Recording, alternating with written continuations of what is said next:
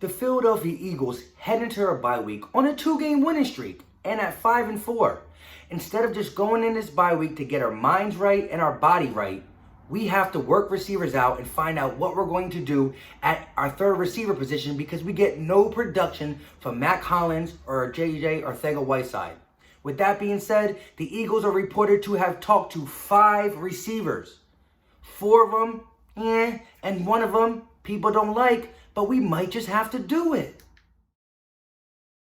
We got the Eagles. We got the Sixers. Philly talk. What's going on, everybody? Philly Mike here, and if you're new to this channel and support the Eagles or the Sixers, hit that subscribe button. I greatly appreciate it. All the support you guys give, Philly talk. But let's get down to business. Before I get into the wide receiver talk that is big, the Philadelphia Eagles released Andrew Sendejo, a safety. Some people are thinking, why would we release him? There's a couple reasons. One, he hasn't been playing up to par. His biggest play, other than the interception he got against the Vikings when the ball bounced off Diggs' head and fell right in his lap, his biggest play actually did more harm, is when he knocked out Avonte Maddox for a couple weeks, putting one of our best slot corners in the hospital. That's stuff we don't need. But the biggest reason we released Andrew Sendejo is because we had a complimentary 4th-round pick tied to him, knowing that we can get a 4th-round pick back. But now let's get to the 5 receivers. So we all know, I'm going to save the biggest one for last, of course. But we all know Jordan Matthews came to Philly to work out and get a physical. Now, he's the most logical because of the fact that Carson Wentz has chemistry with him. He knows the playbook. We re-signed him multiple times. He's been an Eagle. Most of the fans like him as a player. But the reason he's out there is because he was decent at one time, but he's older. He's not as good, and he's been bouncing around. But he at least knows the playbook. And if you're going to ask me, is he better than Mac Hollins? Yes, he is. Yes, he is. But he does not solve our vertical threat. He's another guy like an Alshon Jeffrey-ish. He's not Alshon Jeffrey, but he's a possession receiver, a slot receiver, a go-get-the-ball receiver. He does have hands at times, but at the end of the day, I would be okay with it. But there's other chances, so let me know what you think about it. The other 4 are all kind of the same. They're all older. Well, they're all speed guys. Some of them are older, some of them are younger. Mike Wallace was one of them. Torrey Smith was another one. JJNelson was another one. Now, these are all speedsters. They can get down the field vertically. Mike Wallace and Torrey Smith are a lot older. JJNelson is the younger one, so I would prefer him. He's never caught a lot of balls, but the fact is he can create space for the offense. A vertical threat will get these cornerbacks and these linebackers off the line of scrimmage and play back, and it will open up everything for a guy like Zach Ertz, Alshon Jeffrey, for the run game. For everything, just having a vertical threat helps out. Now, out of all these guys, I think if you have to get these guys, and you have to get a Jordan Matthews, I think because they're so cheap, you can get a Jordan Matthews and a speed guy. You can get a guy who can help out when Nelson Agholor is struggling in the slot, catch balls over the middle like Jordan Matthews does. And you can also get one of the speed guys to go down the field vertical and open up the defense. But this is all can be settled if we go for the last guy of the 5 guys that we called about and are thinking about working out. And that's Antonio Brown. In the beginning of this whole thing, when AB was doing the Raider stuff and he left the Raiders and he went to the Patriots and left the Patriots, I was 100% against AB ever thinking about being a Philadelphia Eagle. But at this point, we need playmakers for Carson Wentz. We do need playmakers. And he is way out of all these guys' league. If he wasn't a drama king, problem maker, he would have a job. He's one of the best receivers in the game. Now, because he would be on his 100% last chance, this would be the best AB that we could get. It's not going to be an AB with no leverage, like Stephen A. Smith said. No leverage. He will be trying to show that he can be back in the NFL to get a contract next year, because we will not have no long-term idea of signing him because he costs too much. But he can get us through the season and get us on a run.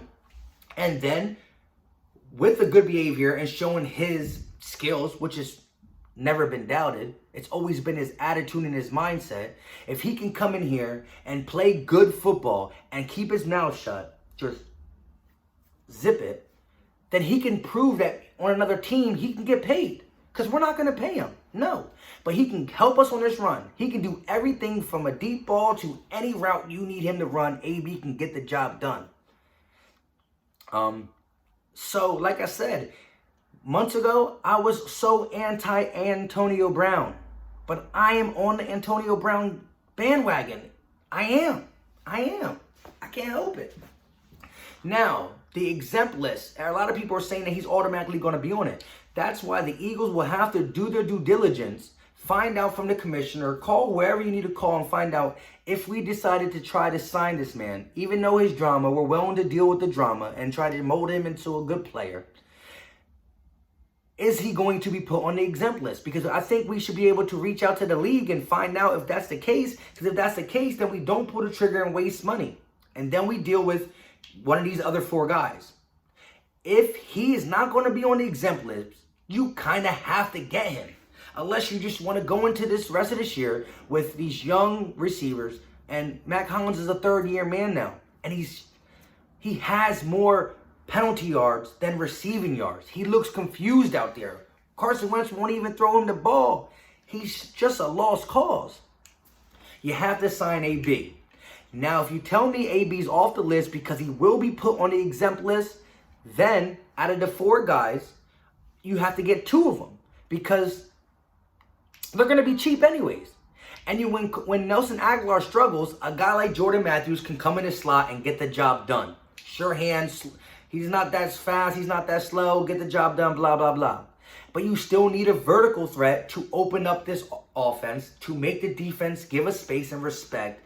And so you would sign 2 people. You would get a JJNelson and a Jordan Matthews and then mix them in with Alshon and Aguilar. And Mac Hollins either got to be released or on the just chill. And same with Whiteside.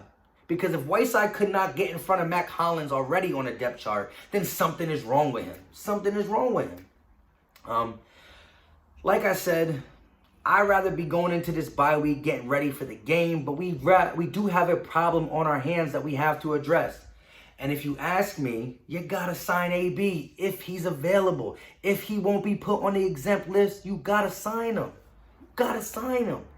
His talent with Carson Wentz, that will be scary. So at the end of the day, the Philadelphia Eagles got to do something. If AB's not on the exempt list, pull the trigger. And if he is on the exempt list, then get JJNelson, Jordan Matthews, and get them in here ASAP so we can start working on the game plan to beat New England. We have to get them to learn the playbook. It's going to be a while. Thank God we have the bye week. It would be great to come out this bye week in Philly at the Link, shock the world, and beat the Patriots to advance to 6-4. The whole sports world will be looking at the Eagles differently. Us sitting at 6-4 beating the New England Patriots. So get some playmakers for Carson Wentz and let's get this job done because this season's not over. That's all for today. Let me know in the comment section. What do you think? What should the Eagles do? Who should we get out of them 5 receivers? You got to factor in money, price, drama, everything. I know a lot of people don't like AB, so let me know what you think in the comments.